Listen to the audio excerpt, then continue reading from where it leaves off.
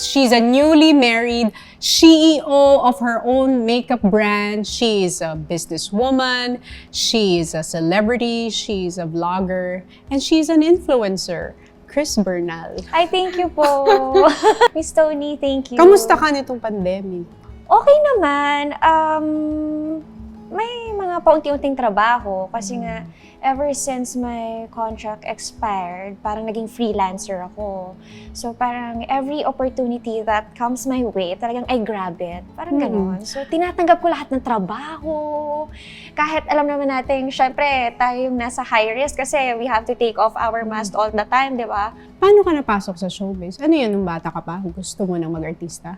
Oo, as in, gustong-gusto ko na mag-artista. Tsaka ang arte-arte ko na. Super arte ko. And then, bata pa lang ako, magastos na ako. Like, gusto ko iba't iba yung mga clothes ko. Bumibili ako ng mga kikay stuff. And then, sabi ng mami ko, alam mo, eto, naalala ko talaga ito nung bata ako. Sabi niya, alam mo, hindi ka naman artista pero ang gastos-gastos mo. And then, eventually, naging artista ako. Sa school, were you bullied? Were you a quiet kid? Were you the popular kid? Hindi, parang feel ko, parang I was the studious one. Yeah, when I was like, during my elementary years, lagi akong nasa top 10, top... Hindi nga. Yeah. Anong pangalan ka dati sa top? Nagtatapon ako sa batch! Grabe! As in, pinalaki kami ng mommy ko na talagang very studious. Even my sisters, lagi rin nasa top 10. And then, until college, nagdi-dean's lister ako. Ganun ako lumaki. Nerd ako! So, ang galing mo naman, kikay na nerd. Kasi my sisters also are very pretty eh. Oo nga, ang gaganda niyo mga kapatid. Nagmo-model sila, ganyan. Nag-audition. Mga kapatid mo. Oo, nag-VTR sila. Tapos lagi lang akong saling pusa. Mm-hmm. Kasi ako yung pinaka may gusto eh. Like, di ba dati pag mga commercials, may VTR ka sa Makati. Pipila ka ng mahaba. Go-see, ganyan. So, sumasali ako sa kanila. Then gusto ko din ma-discover. Pero laging sa kanila napupunta yung mga projects. Never pa ako nagkaroon ng project. And then every time magkakaroon ng mga shooting sa village namin, talagang mag-aayos ako. Tapos dadaan. Gusto mo ma-discover? Ang lala, di ba? Gusto mo talaga. Pag yung mga sisters ko naman, nakukuha sila mag-extra, mag-ano din ako, magpa-passersby ako. So, nag-start din talaga ako na talent. Anong mga show yung mga nag-talent ka, naalala mo pa? Those were parang movies pa nila Sir Vic Soto, ganyan. Ako din nag-talent ako sa movie ni Vic Soto. Talaga? The Sisters. Movie ni Michael V. tsaka ni Vic Soto. Ako nag-talent. Isa ako sa mga students. Parang gano'n naman talaga yun, no? Na you have to start from the bottom talaga. There are people like us in the industry na talagang kailangan nating daanan. Pagdaanan talaga. Oo. Pero nung 2006, you auditioned for PBB Teen Edition. Oo, pero yan yung batch panahon nila Kim and Gerald. Oh, exactly, yung batch na yan. Pero kasi, nagkaroon kasi ng parang, anong tawag doon? Cut-off. So, nung pumunta ako sa ABS, hindi ko naabutan yung cut-off. Ilang taon ka nun? Siguro mga 17 ako nun. Pero paano ka napasok sa Starstruck? Yun na, parang the year after, may audition na for Starstruck. So, syempre, game na naman ako. So, I think, syempre, ang talent ko lang nung mga panahon na yun was acting lang. Kasi ever since talaga, Miss Tony, like from elementary years to high school to college, theater arts club lang ang tinik ko. Parang feel ko, parang it's my way of expressing myself through acting. Parang doon ko nabubuhos yung emotions ko, lahat ng pain ko inside, lahat ng gano'n. Ang mga hugot sa buhay. Oo. I think it was really Starstruck talaga na gave way to my dream. Alam mo yun? Doon talaga nagsimula. And parang up until today, I find it a miracle. Kasi di ba kapag competition, like, ang daming magaganda. Ang daming mestiza, di ba? Ang daming matatangkad, ang daming parang multi-talented. Pero hindi ko talaga alam paano ako nanalo. Parang up until today, I question, paano ako nanalo sa Starstruck? Hindi nga. Hanggang ngayon ko tinatanong mo yung sarili mo. Di ba, si God may way siya of answering our questions. Actually. Ngayon alam mo na ba kung bakit ka nanalo nun? Kasi? Siguro the bigger purpose is, parang I can inspire others. Di ba? With our jobs, ganyan. And feel ko I was really meant for this job. Parang dito ko nahanap yung worth ko. Yeah. Kasi acting nga yung gusto ko. So dito ako dinala ni Lord. But there was a time na parang you questioned your worth. Kung hindi ka ni-renew ng GMA. Yeah. Parang Naiiyak ako. that was a difficult time, no? Yeah. Kasi sabi mo, dito mo nahanap yung worth mo eh. Oo. Tapos, Oh my gosh, naiiyak ako. Pinaalala ko kasi. no, we all Sabi have, ko. ako, naniniwala ko, we all have this pain talaga that we carry in our hearts na will always be there. Yeah. We just learn to live with it. Yeah, pero very difficult talaga for me kasi parang feel ko, di ba, throughout my career, nandun ako sa network ko. And Ilang then, years? mga 13 or 14. Alam mo, when I got the news, like, when I finally got the memo na they're no longer renewing me, parang the first word talaga na nag-struck sa buong ano ko, buong katawan ko at buong puso ko na parang I was a failure. And parang I just didn't fail myself, but I also failed my family. I also failed my fans. Parang ganun na thing. Pero alam mo na you had given your best. Like, hindi ko alam talaga. Sorry I know it was a long time ago, like a year ago. Pero parang hindi ko lang talaga naintindihan bakit. Kasi, okay naman, I mean, hindi naman ako nag-attitude, and then, sabi ko nga, lagi ko naman binibigay yung best ko. And actually, until today, question pa din siya sa akin. And then, nagkaka-insecurities din ako kasi, parang, syempre, may mga iba na ding bago, and then may mga, kumbaga parang, they're open na din to renewing other actors, pero, yun nga.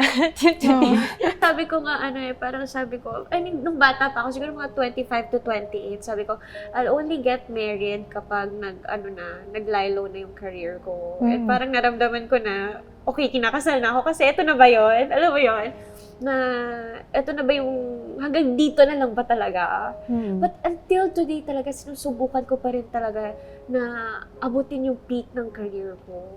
Feel ko nasanay na lang ako kasi parang every time I post, every photo naman, we get bash naman, diba? But every time I post talaga and show my body, parang doon talaga ako pinaka-bash. Diba? Bakit kaya? Weird, no? Narinig ko lang din naman to sa'yo na parang you know yourself better. Parang you know naman that you're eating right, that you're exercising for your own good, diba? Parang God doesn't look naman on how fit we are or how skinny or how chubby we are eh. Parang God look into our hearts. So, mas kinakapitan ko yun. So, every time I get bashed, like ko sinasabi, hindi, alam ni Lord na ganito yung puso ko, yung ganun. Kahit hindi nila gusto yung katawan ko or whatever, I know naman na I'm good in the eyes of God. Actually, naisip ko pa nga, Miss Tony, baka rin, eto lang naisip ko baka lang din kaya hindi na ako masyadong nakakakuha ng projects because of how I look now. Alam mo yun? Nasa isip ko lang din. Or parang, siguro parang lagi lang din sinasabi sa akin ng mga people, like, on top. Like, let's say, my bosses or whatever na, magpataba ka. Magtaba-taba ka? Pataba ka? So, parang feel ko, naging hindrance ba siya sa akin para, para maging artista. So, kaya lang, I also love, kumbaga, it's my way of releasing my stress. I feel the healthiest when I work out. Alam mo yun? So, parang naisip ko lang din, kailangan ko siya, gusto ko din siya. Pero parang ang weird lang na, umabot ako sa point na, pipiliin ko ba yung career ko or pipiliin ko tong maging healthy. Maging healthier. Alam mo yun? Weird, no? Pero yun nga, laging ganun lagi na magpataba ka, ganyan. So, parang naisip ko din, tigilan ko kaya? Baka bumalik yung dating ako. Kasi parang mas gusto nila yung dating ako eh. Like, sinasabi lang, gusto namin yung chubby-chubby ka, cute-cute ka, ganyan. Kasi before, di ba, parang nga ako, lagi akong teeny bopper, sweet. Parang naisip ko lang din, all throughout my career, all throughout my life, nagpa-control ako sa ibang tao. You pleased everyone. Oo. You pleased everyone. Sobrang nakakapagod siya. You pleased everyone but yourself. Kasi when you're pleasing everyone, you're giving them a piece of you. Tapos nauubos ka. True. Control nila yung life ko. So, pag may sinabi sila or whatever, alam mo yun, affected ako, gagawin ko. Kung gusto nilang ganito ako, mag-a-adjust ako. Kung bawal ako magka-boyfriend, hindi ako magbo-boyfriend. Yung mga gano'n, talagang parang nasa box. I'm sure na-experience mo yung Miss Tony na parang, alam mo yun, lagi kang sumusunod sa gusto ng ibang tao. And then finally, parang feel ko, syempre because of the lessons that I learned during this pandemic, parang feel ko I just want to be myself. Kung saan ako happy, kung alam mo yon, kung saan ako parang at peace, parang gusto ko nilang matanggap ako ng mga tao. I think yun ang pinaka-importante. You are happy with yourself. You are at peace with yourself. Parang feeling ko, nandun ka sa journey na yon, to loving yourself. I think I learned that I have to put myself first before everyone. Mm-mm. Kasi sabi ko nga all throughout my career, naging masunurin talaga ako. Pero alam mo, Miss Tony, up to this day, there's so much I want to achieve sa career ko. Yes. Hindi naman natatapos yun. Actually, it's one of my greatest fears kapag, sabi ko nung ikakasal ako Alam mo yun, sabi ko, hindi kaya mas mawalan ako lalo ng trabaho. Parang may ganun ako when I get married. They can say things about you, but they cannot limit the success that you will experience kasi it's up to us to keep going, to keep moving forward. Kaya feeling ko kaya ka naubos. Kasi you gave everything away. Yeah. Diba? Parang feeling ko ganun na nangyari, no? You gave all of yourself away. Sobrang ganun ako, like sa lahat ng tao. Like, especially to my family. Talagang reason din siguro kaya gusto ko magtrabaho kasi alam mo yung parang gusto mong lagi silang proud sa'yo. Diba? Yung ganun. So, yun din siguro yung reason dahil kaya hanggang ngayon may gusto pa akong patunayan. Ano yung gusto mong patunayan? For me lang kasi parang ang tagal ko na sa showbiz, di ba, Miss Tony? Let's say mga 13 to 14 years. So parang naisip ko lang na I never had parang quality movies. Gusto ko mag-movies. Always akong TV actress. Gusto mo No, mag-movies? gusto ko mag-movies.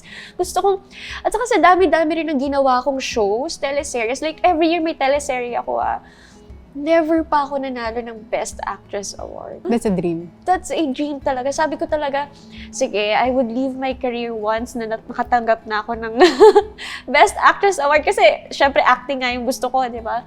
Pero grabe, parang I just always get nominated, but hindi ko talaga siya nakukuha. At saka parang kasi it's so easy to get famous now. Mamaya may mas angat na sa'yo, may mas sikat na sa'yo. So, nandun ako sa point na, paano pa ako? Alam mo yon?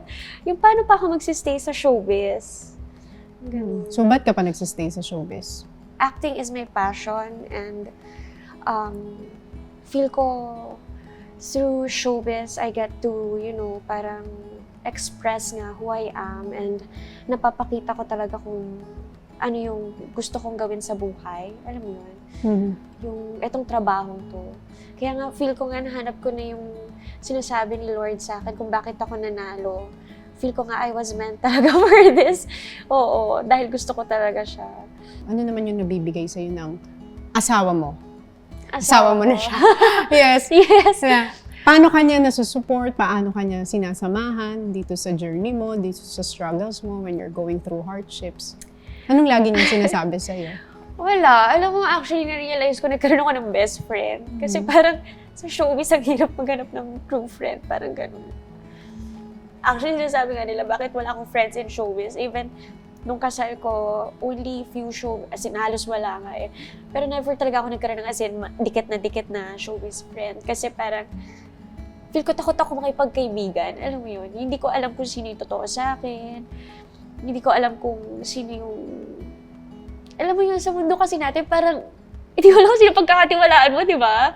Minsan yung pinaka-close mo pa, minsan sila pa yung mag-aano sa'yo, di ba? So, nakahanap talaga ako ng best friend kay Perry, na as in talagang, kung sino ako, kung maarte ako, kung ganito ako, hindi ka napapakailaman. Susuportahan ka lang niya. I think yun yung right partner, no? Yung he wants the best for you. Always. He's not competing against you. He's not putting you down. Parang he just wants you to become the best version of yourself. Yun ang nahanap mo sa asawa mo. Nahanap ko sa kanya na hinanap ko rin siguro sa career ko, pero unfortunately, hindi ko siya nakita. Kaya kay Perry ko nakita yun. Na natanggap ako. So, gift siya ni God. Tanggap ako ng buong-buo. 100%. So, yun ang gift. Super, Yun ang gift ni God sa'yo. Yeah. I was listening to Joel Austin one time. He said, when you wake up in the morning, you have two choices. Either you complain for what you don't have, or be grateful for what you do have. But if there's one thing naman you're grateful for in your life, ano yan? Sa lahat ng wala, ano yung meron ka sa buhay mo ngayon? Siguro one thing that talaga na I'm grateful for is my family. Pero kahit anong mangyari, your family will always be there for you. Kahit nakasamaan mo ng loob ang mommy mo, mga kapatid mo, yung pamilya mo, hindi ka iiwan. Iwan ka ng fans mo, iiwan ka ng mga taong nakatrabaho mo, masasaktan ka nila, pero yung pamilya mo, hindi, nandiyan lang sila. So yun yung pinaka-grateful talaga ako hanggang ngayon. Mawala man career ko, at least nandiyan yung pamilya ko, very supportive sa akin.